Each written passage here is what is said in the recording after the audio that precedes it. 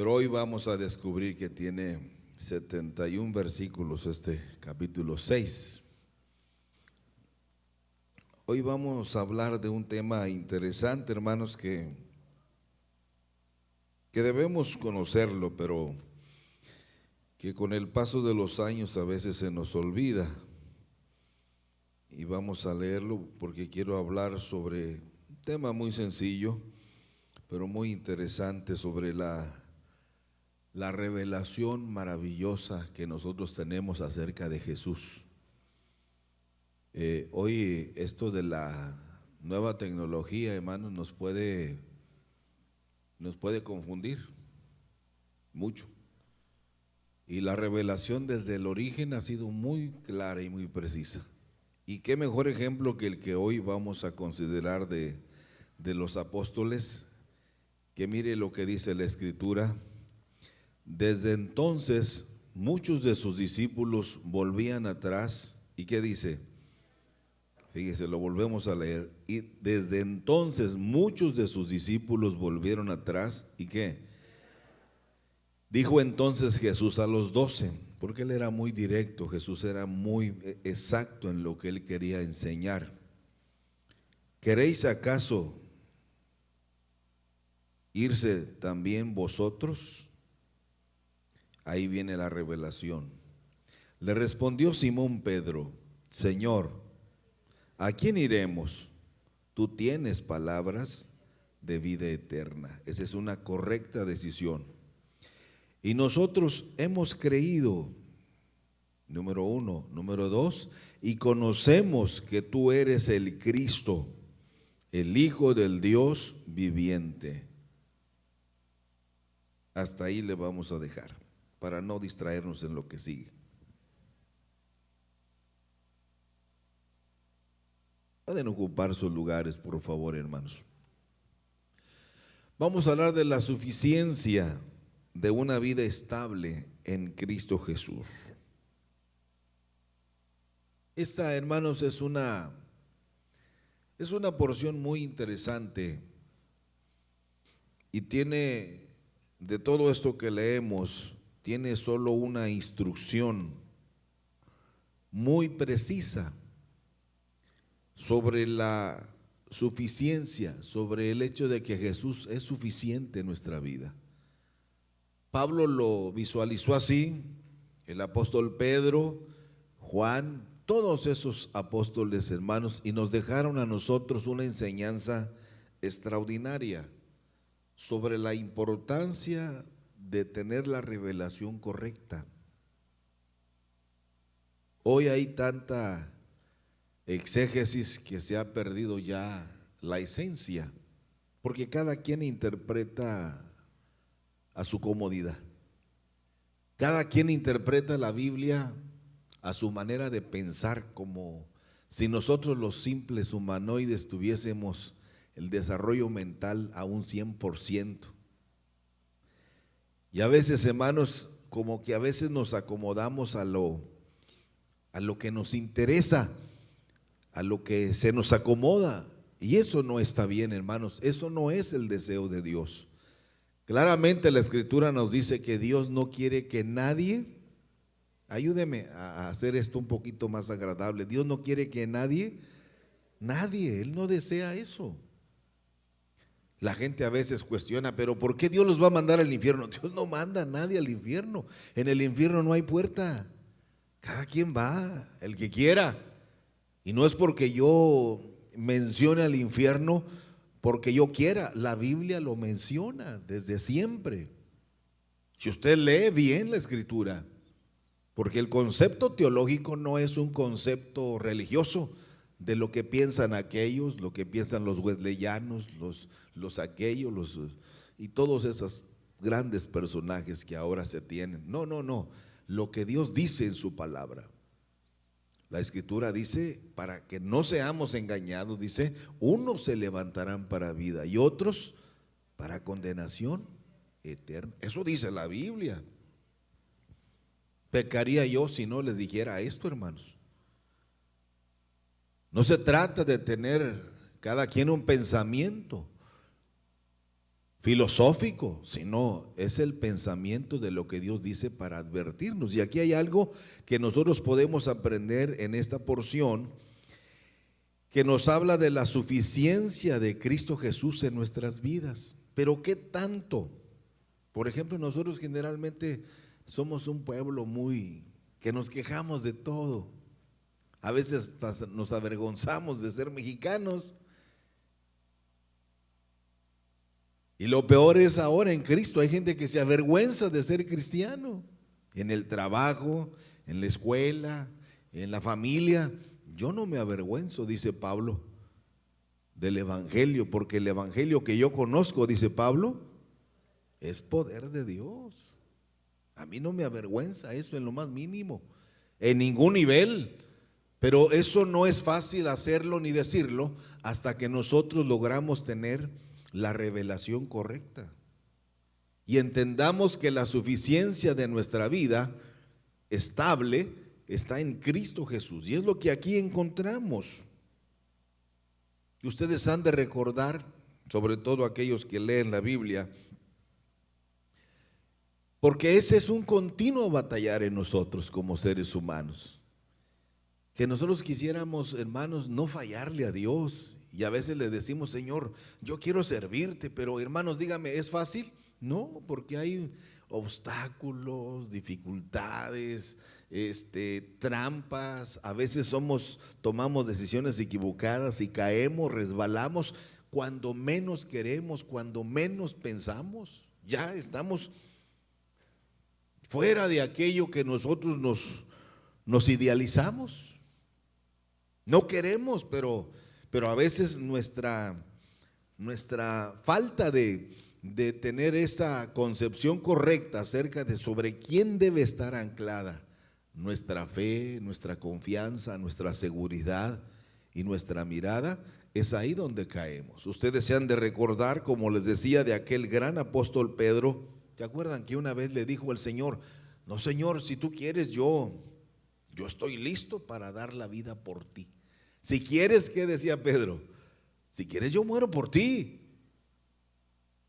Y a las pocas horas lo estaba negando. A las pocas horas, ¿qué estaba haciendo? Se estaba avergonzando de él y estaba maldiciendo. Como que ese es, hermanos, el dominador en nosotros. Yo creo que casi, hermanos, todos pensamos que vamos a estar firmes en la vida cristiana.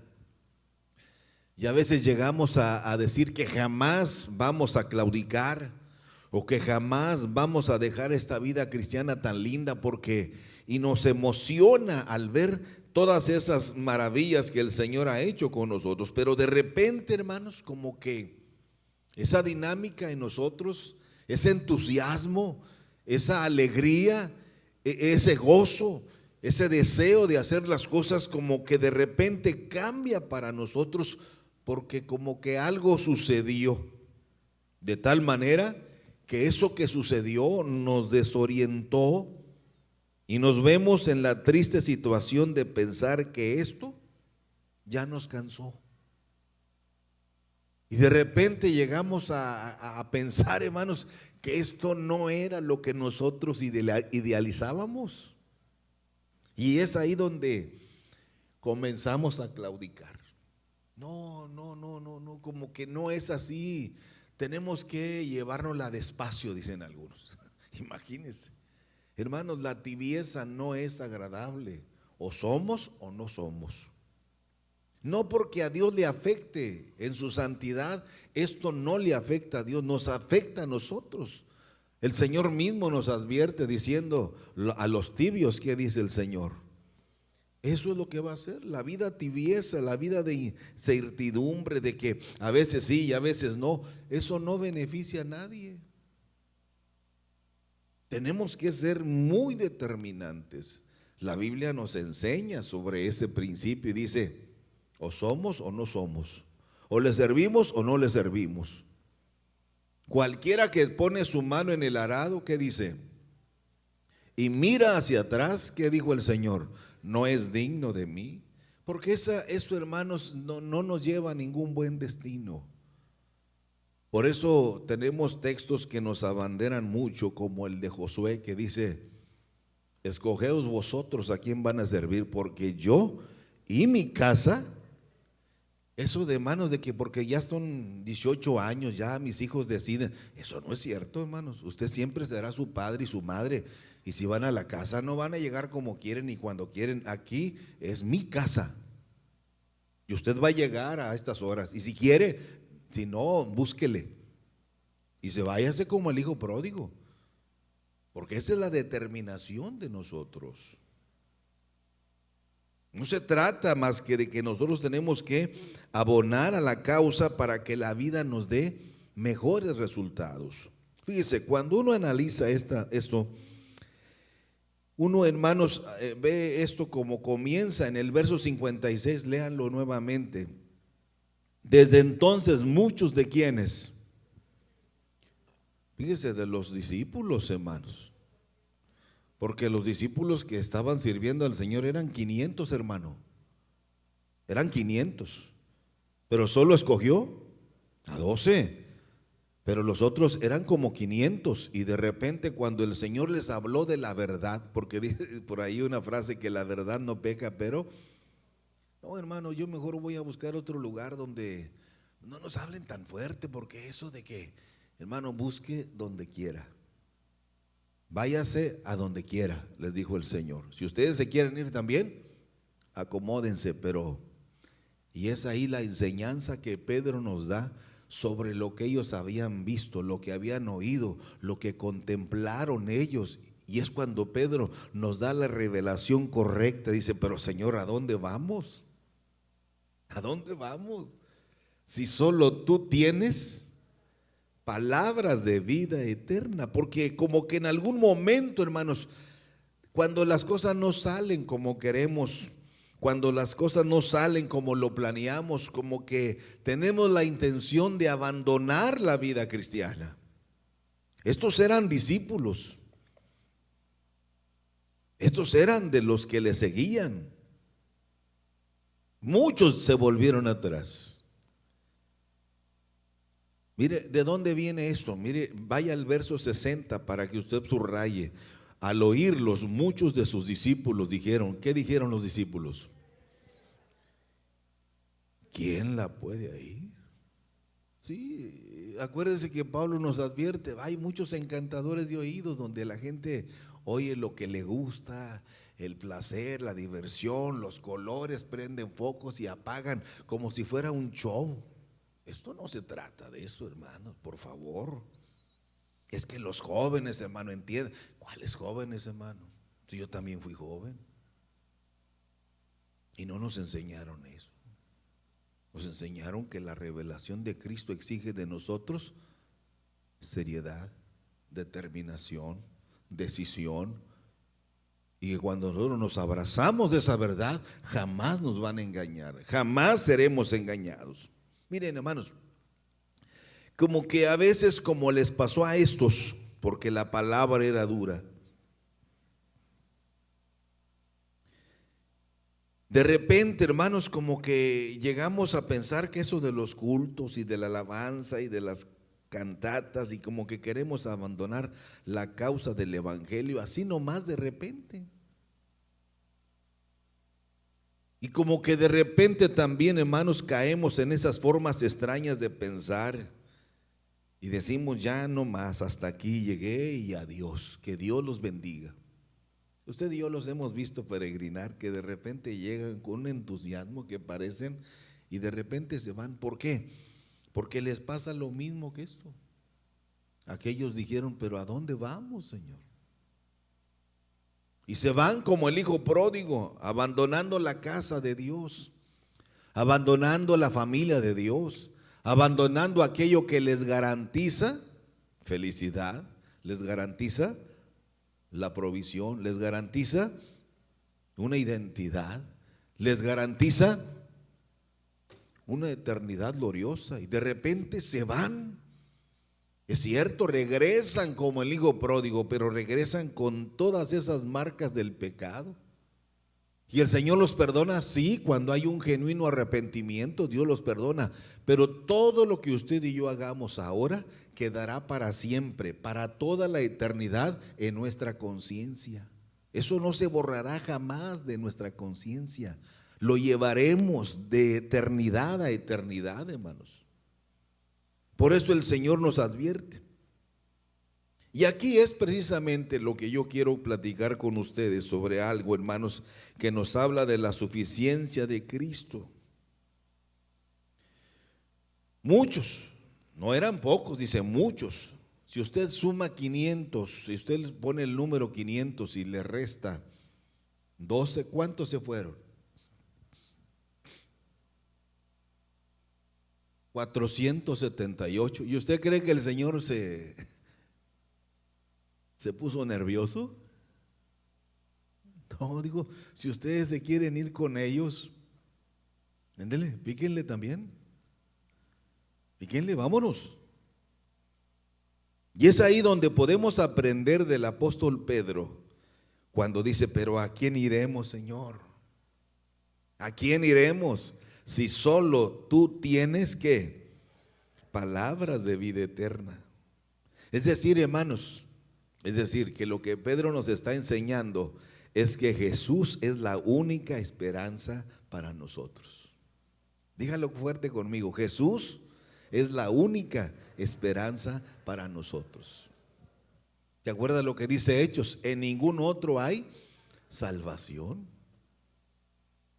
En ningún otro hay salvación, solamente en Jesús. Usted puede andar de aquí para allá, brincando de aquí para allá y más allá y se va a perder porque usted anda buscando algo que se acomode a sus intereses o buscamos algo que se acomode a nuestros deseos, a nuestras pasiones desordenadas. Pero cuando buscamos la verdad nos hará libres de todas esas ataduras, de todos esos engaños. Y cuando nosotros abrimos la puerta a aquel que es la verdad de Dios, aquel que se encarnó en nosotros, entonces viene la claridad de nuestra vida y nos damos cuenta que Jesús, hermano, es la única esperanza para todos nosotros. No hay otra manera de garantizar nuestra eternidad solamente en Cristo Jesús. Es decir, que no hay alternativa, solo en Jesús hay salvación. Solo Cristo salva, hermanos. Es lo que Pedro nos está diciendo, hermanos, solo tú tienes palabras de vida eterna. ¿Por qué aquellos se fueron? Porque era dura la palabra que el Señor les hablaba. Y es ahí donde el Señor quiere que vayamos de un escalón a otro escalón, que no nos quedemos en el mismo nivel. Y esto de escalar niveles, hermano, no es grupal, es personal. Eso de servir a Dios, hermanos, no es de grupos ni colectivo, sino si alguno quiere venir en pos de mí, ¿qué dijo el Señor? Niéguese a sí mismo, tome su cruz y sígame. O sea que la vida cristiana es una vida de servicio voluntario. Pero tiene que ser oportuno.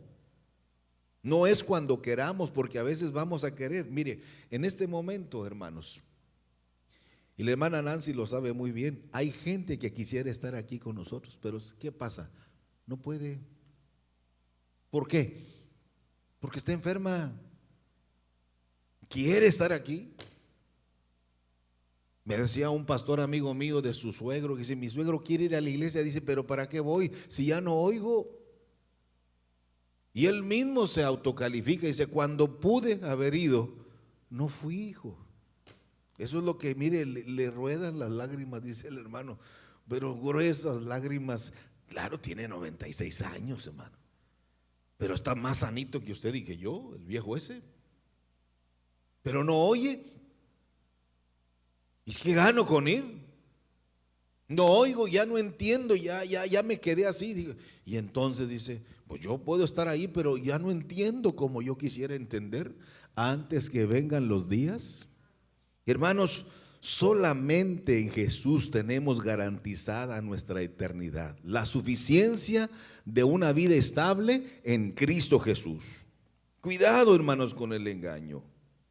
La Biblia misma nos dice que en el reino de los cielos se hace fuerte y solo quienes.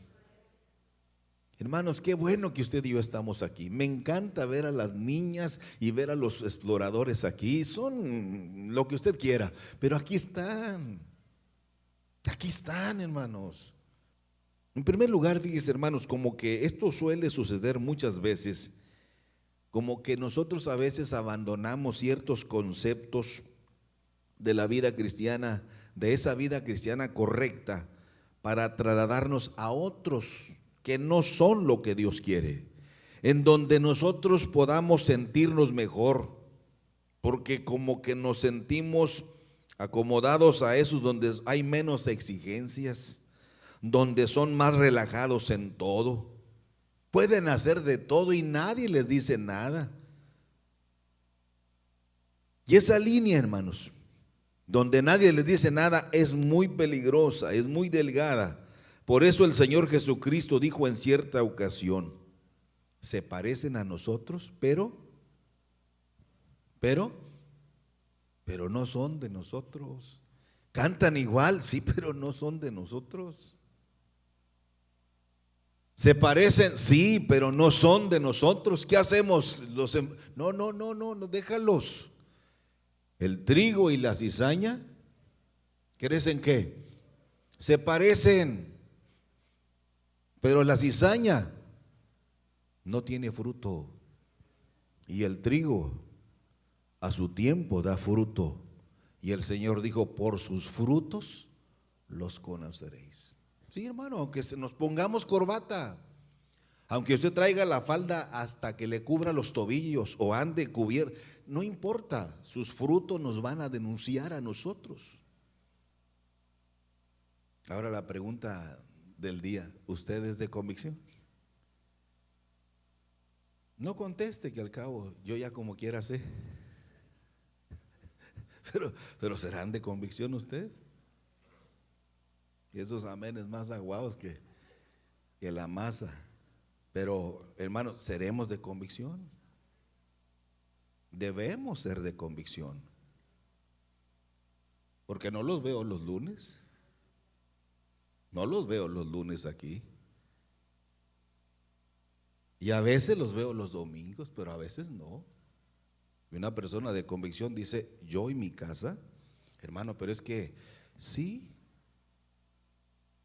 yo también sé de eso. Yo vengo de ahí, de estar sentado ahí, de estar ahí. Eso de los exploradores fue mi primer trabajo en la iglesia, porque yo venía del pentatlón de Matamoros. Y cuando llego y encuentro que los exploradores, ¿qué es esto? Pues trabajar con los muchachos, los niños, adolescentes, y dije: pues esto es lo mío. Y me metí, hermano, con los exploradores y los traje. Y ahorita ya son pastores ahí en Linares, algunos de ellos. Digo: mira.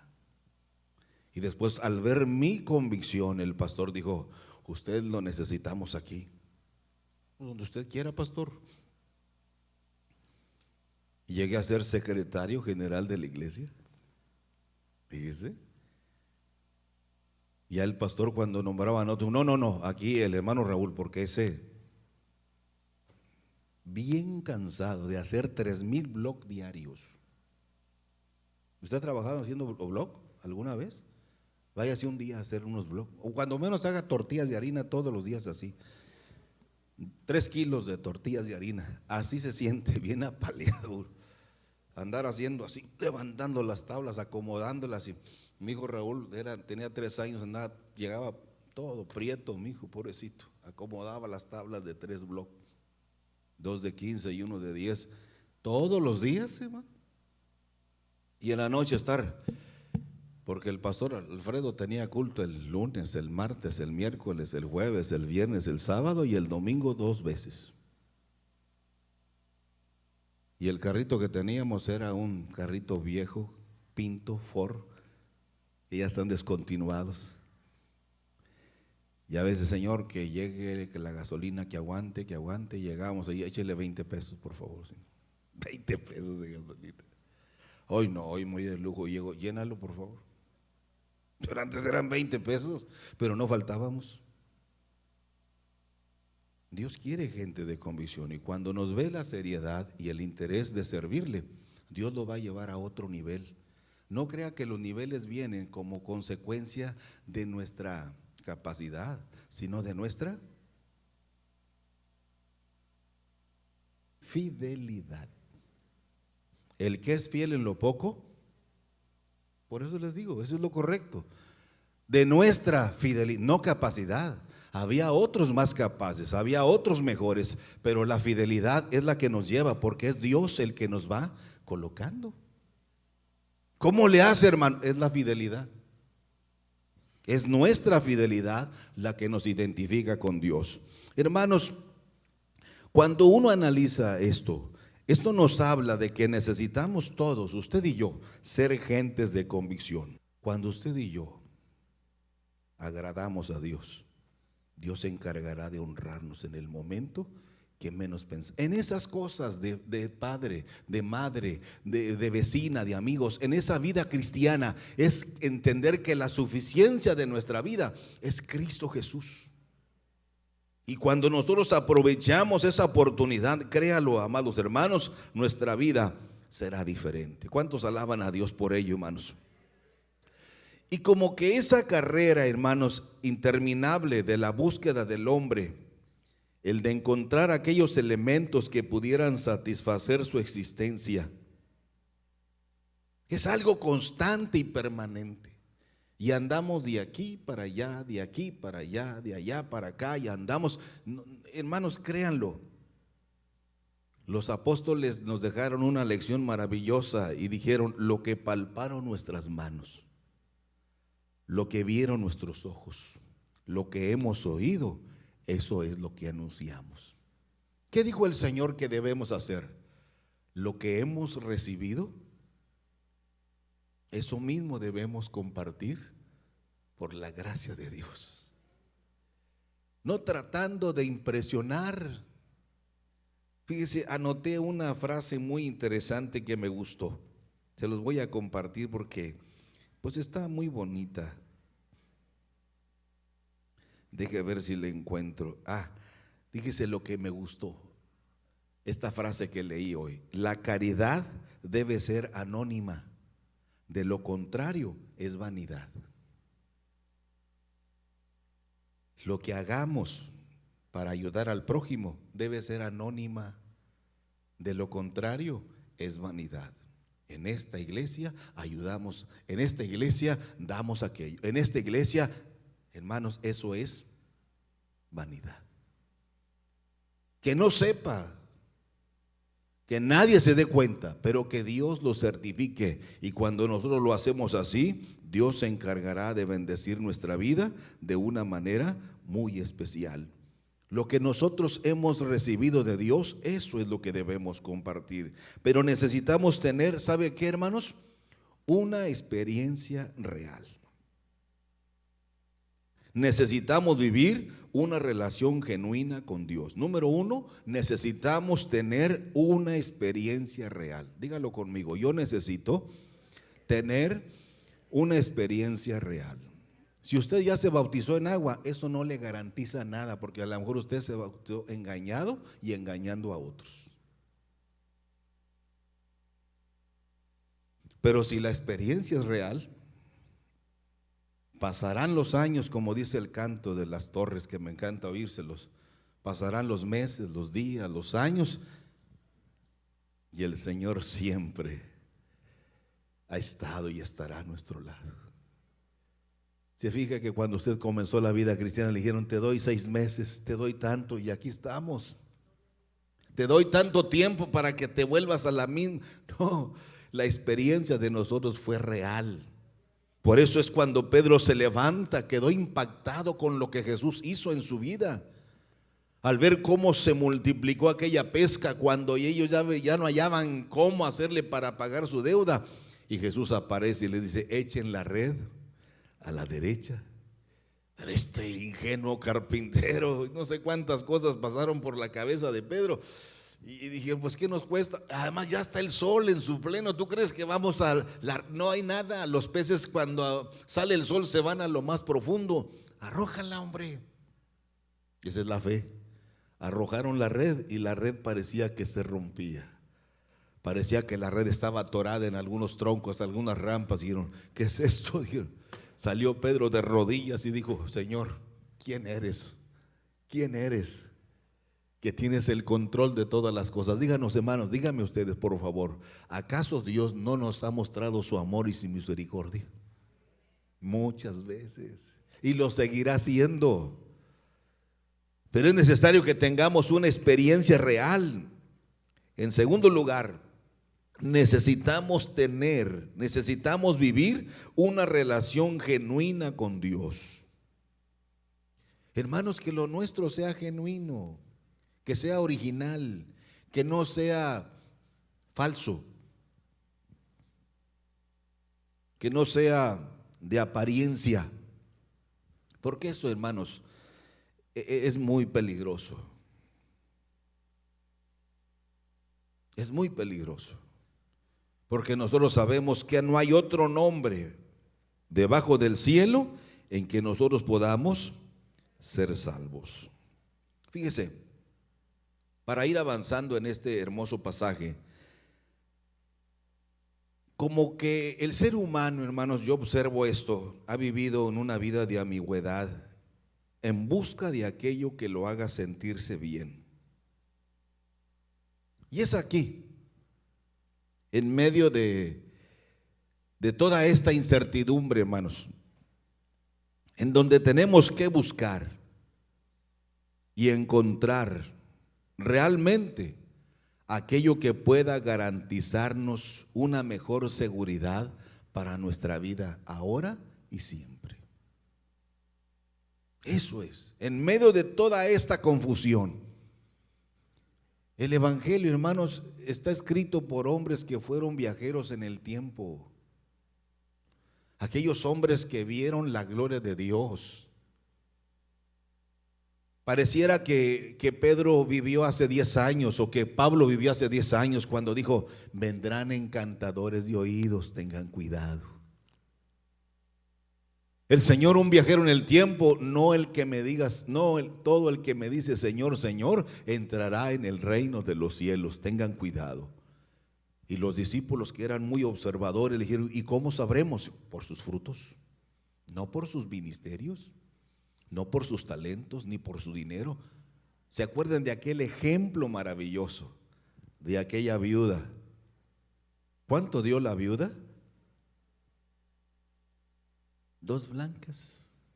¿Y cuánto dio el fariseo? 20 monedas de plata. Pero ¿sabe qué hacían los fariseos cuando daban ofrenda? Ahí dice la Biblia, ¿qué hacían? Hacían sonar sus campanas para que todos los vieran de cómo ellas eran generosos a la obra. Y el Señor les dijo, ¿quién creen que dio más? ¿Este o esta? Y los discípulos, que no eran tan inteligentes como usted, dijeron, pues no viste, Señor, si este dio 20 monedas de plata. Ya hay quienes vienen al templo y ni un peso traen de ofrenda. Y no es la cantidad, sino la voluntad. Es poquito, hermano. Pues sí, pero hombre, ¿cómo nosotros nos desubicamos? Perdemos todo eso, como que necesitamos que alguien nos ubique, porque somos necios, son necios, y no es otra cosa más que somos necios, somos tercos, somos obstinados, como que nos vale. Y para eso hay otro. Jesús los enfrentó y les dijo, miren esto. Dijeron, no, mejor nos vamos, ándele, huélele de aquí, búsquele otro lugar, porque aquí no cabe.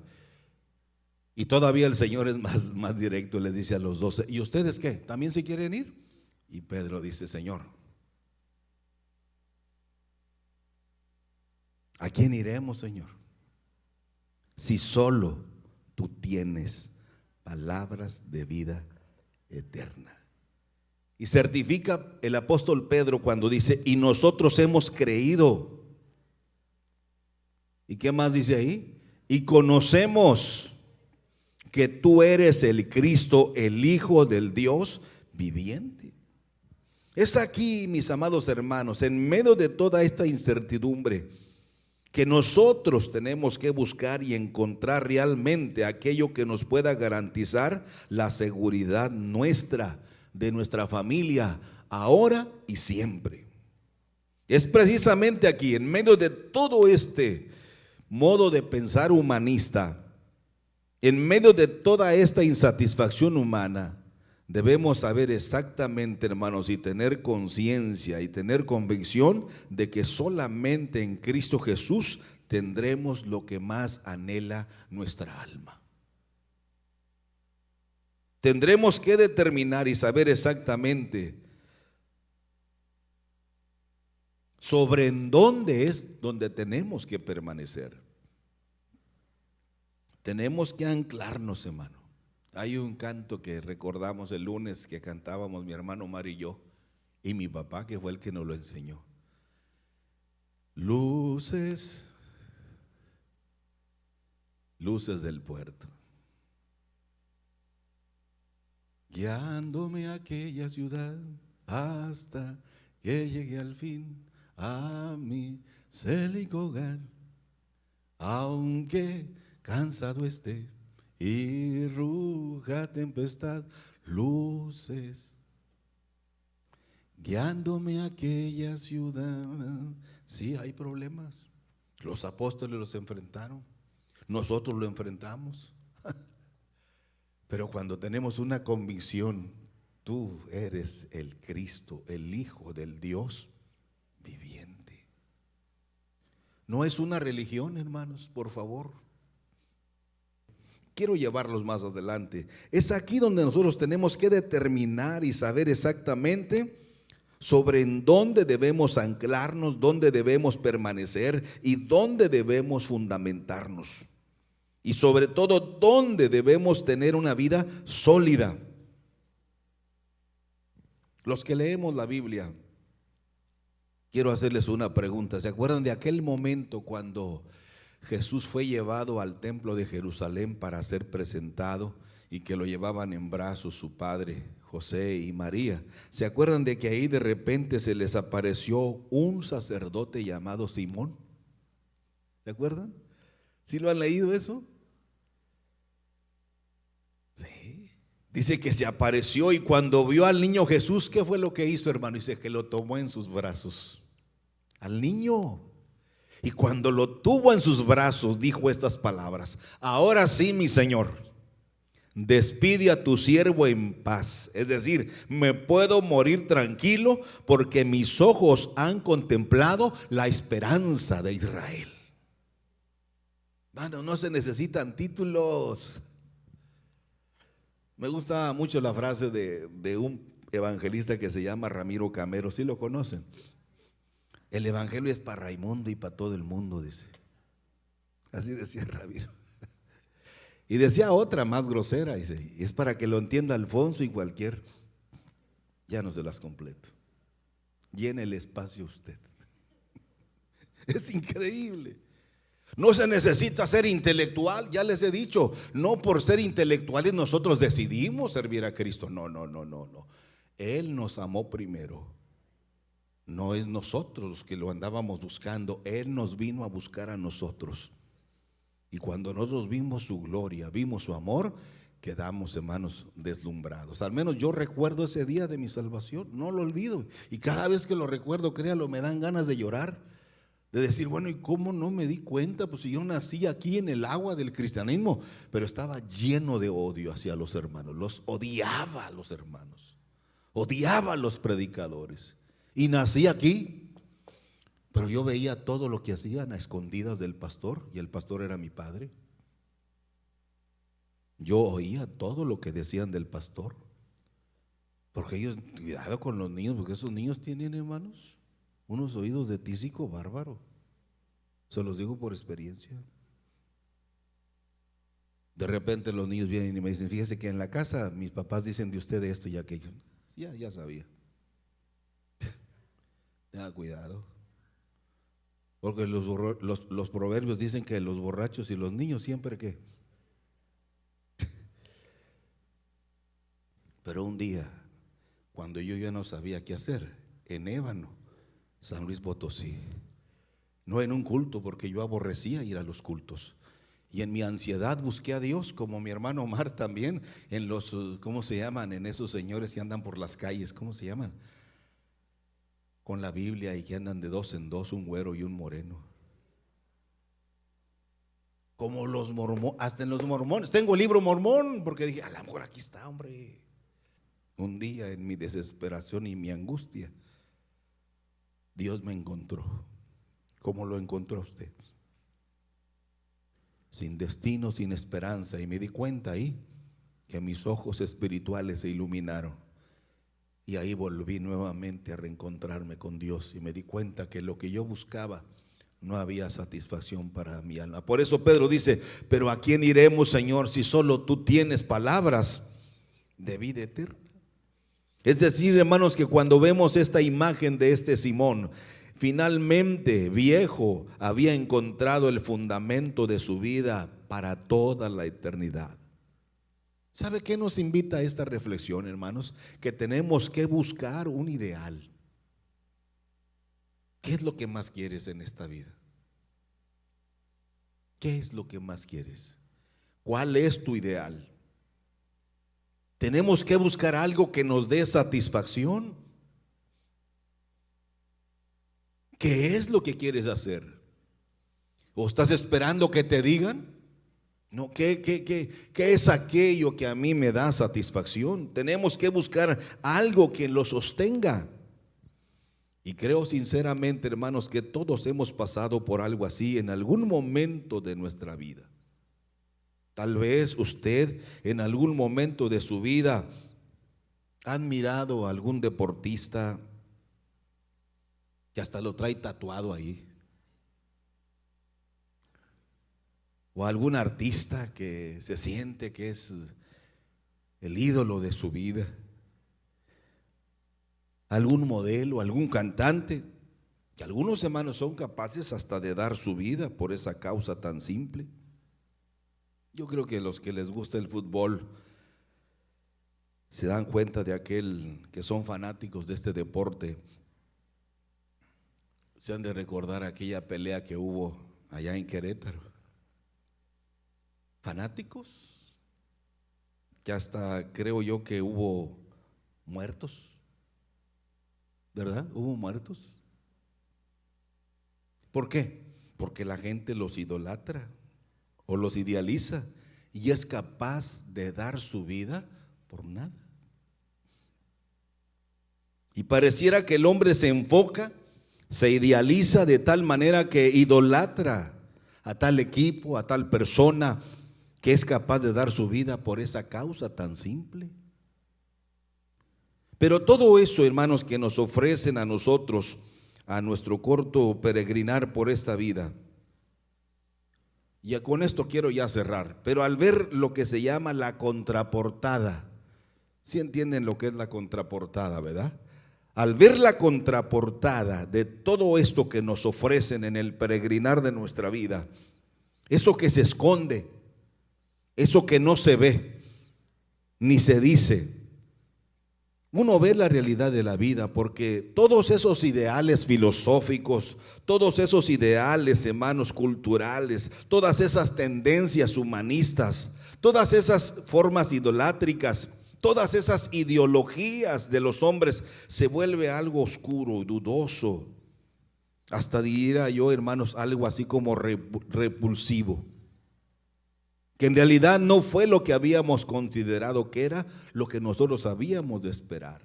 Mire, quiero que vaya conmigo a un pasaje, si ustedes leen Proverbios lo van a encontrar. Proverbios, fíjese, sí, ahí dice Proverbios capítulo 23. Quiero que lo lea conmigo, por favor, si es tan amable.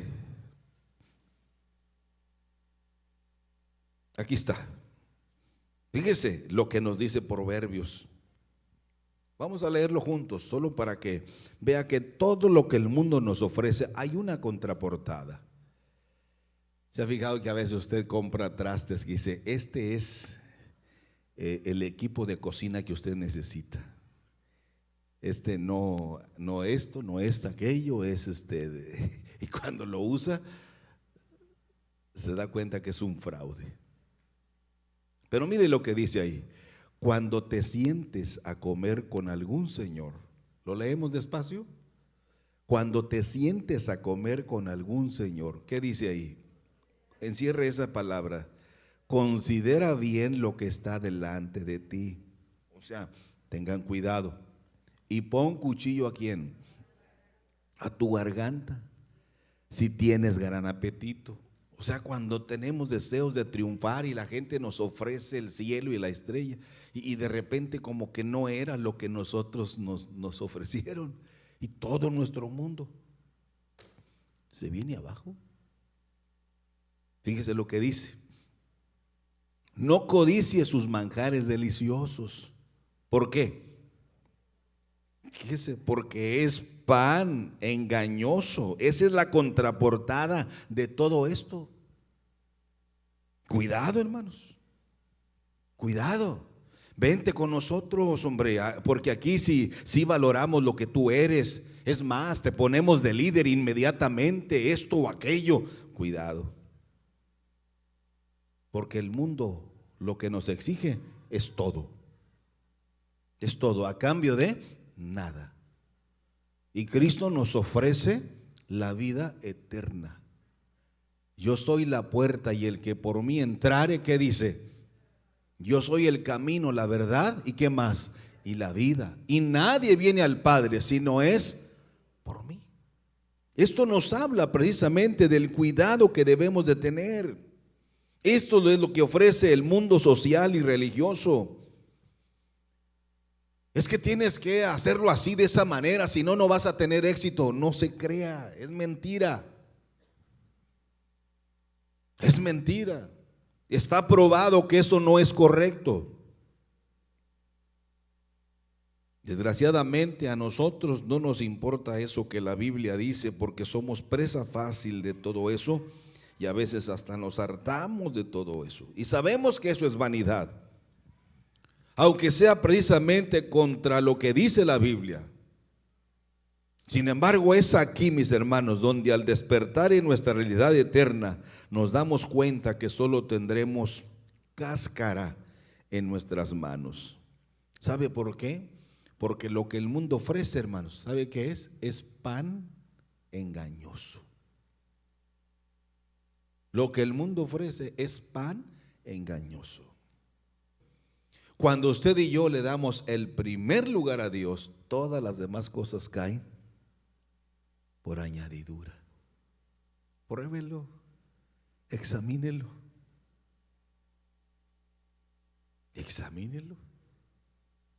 y verá cómo Dios se manifiesta en nuestras vidas. Por eso dice el Proverbios: cuando te sientes a comer con algún señor, considera bien lo que está delante de ti.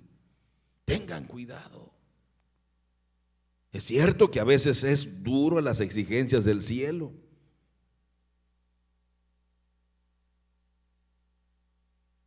Es cierto que a veces es difícil caminar, porque así dice la Escritura, hermanos, que el camino angosto, ¿a dónde nos lleva? ¿A dónde nos lleva el camino angosto? ¿Y el camino ancho a dónde, Roberto? Fíjese, lo dijo así con mucha ternura. Al infierno nos lleva. ¿Cuál es el camino angosto? Haga lo que se le pegue la gana. Pero cuando usted y yo nos sometemos a Dios, voluntariamente tenemos que renunciar y dejar que el Señor vaya regenerando nuestros miembros, vaya regenerando nuestros apetitos, vaya restaurando hasta que el día sea perfecto en nosotros. Hasta que el día sea perfecto.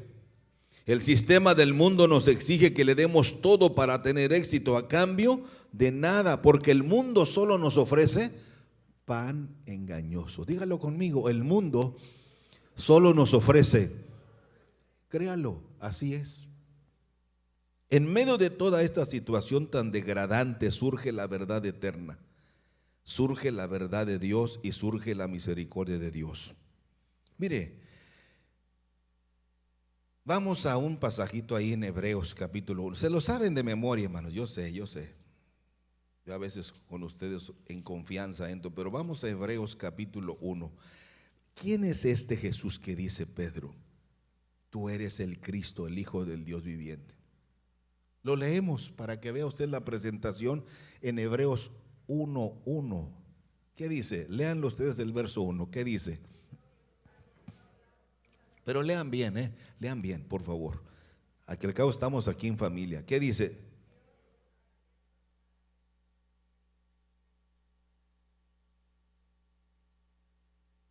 Fíjese, escuche, y en estos postreros días nos ha hablado ¿por quién? A quien constituyó ¿qué? Heredero de todo, y por quien asimismo hizo el ¿qué? Fíjese, si no esto es lo máximo, hermanos. Jesús es lo máximo. Todo fue creado por Él y para Él. Fíjese, siga leyendo el verso 3. Ahora lean ustedes el verso 3, pero hagan puntuaciones de coma y todo para que lean bien. Dice, el cual, fíjese, ¿y quién? Habiendo que, fíjese qué grandioso, por medio de sí mismo, ¿qué hizo? Se sentó ¿a dónde? Y mire el verso 4, más hecho tanto superior a los ángeles, cuanto heredó más excelente nombre que ellos. Porque ¿cuál de los ángeles Dios jamás dijo, mi hijo eres tú, yo te he engendrado hoy, y otra vez yo seré el padre y él me será a mi hijo? Y otra vez, cuando introduce al primogénito en el mundo, dice, fíjese lo que dice, léanlo ustedes ahora. ¿Quién lo va a adorar, hermanos? Todos los ángeles de Dios. Ciertamente de los ángeles dice, Él que hace a sus ángeles espíritus y a sus ministros llamas de fuego, mas del Hijo dice, ¿qué dice del Hijo? Tu trono, Dios, por los siglos de los siglos, cetro de equidad es el cetro de tu reino. Lean ustedes el verso 9. Por lo cual, Dios te ungió Dios, el Dios tuyo, ¿con qué? Más que a tus compañeros. Y tú, oh Señor, en el principio, ¿qué es? Fundaste la tierra y los cielos son obra de tus manos. Oiga, no servimos a cualquier señor. ¿Se acuerdan cuando el Señor iba a ser bautizado que dijo, este es mi Hijo amado en el cual tengo complacencia? A Él oíd. Es al que se refería Pedro. ¿A quién iremos, Señor, si solo tú tienes palabras de vida eterna? Solo tú, Señor, nadie más. ¿Quieren estar en pie conmigo y orar juntos?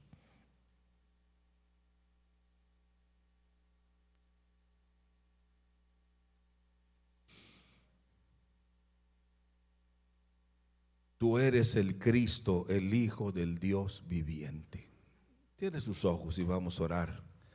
Espero que esta enseñanza sea oportuna para su vida. No se desanime, hermano. No oiga las voces de los humanistas, oiga la voz de Dios. Es que he esperado tanto. Hoy puede ser el día para ti. Yo sé que todos tenemos fe, pero a veces nuestra fe está mal encauzada. Yo sé que todos amamos a Dios, pero a veces nuestro amor está mal encauzado. Yo quisiera que este día usted quebrantara su corazón delante de Dios y lo reconociera como tal. No le estoy preguntando cuántos años tiene en el Evangelio. No. Yo quisiera que usted quebrantara finalmente su corazón y haga a un lado esa falsa humildad y esa falsa actitud de cristianismo que no le sirve a usted para nada. Si mi pueblo se humillare, dice, y clamare a mí, yo oiré desde los cielos. Cierre sus ojos y oremos a Dios mientras escuchamos una alabanza. A mí me gustaría, pero después de lo que voy a decirles, que oráramos aquí en el altar unos minutos y que le diéramos al Señor toda la honra y la gloria. No deje para mañana esta hermosa oportunidad que Dios le da hoy. Es mejor que usted tome la decisión antes que tenga la obligación de hacerlo. Eso es muy feo. Es mejor hacerlo ahora, antes que venga el día difícil. Y nos dolerá en el corazón cuando digamos: yo pude haberlo hecho antes y no lo hice. Y nos va a doler hasta el alma. Oí al hermano Panchito allá en Abasolo cuando decía: ¿cómo nadie me habló de este Dios antes? Si te hablaron, pero el mundo te dio pan. Ese pan que no sirve para nada. El mundo te ofreció el cielo, las estrellas, pero el mundo, la contraportada era ese pan engañoso. Y Cristo dice: yo soy el pan de vida. Yo soy el pan de vida. Yo estoy a la puerta y llamo, dice Jesús. Si alguno abre la puerta de su corazón,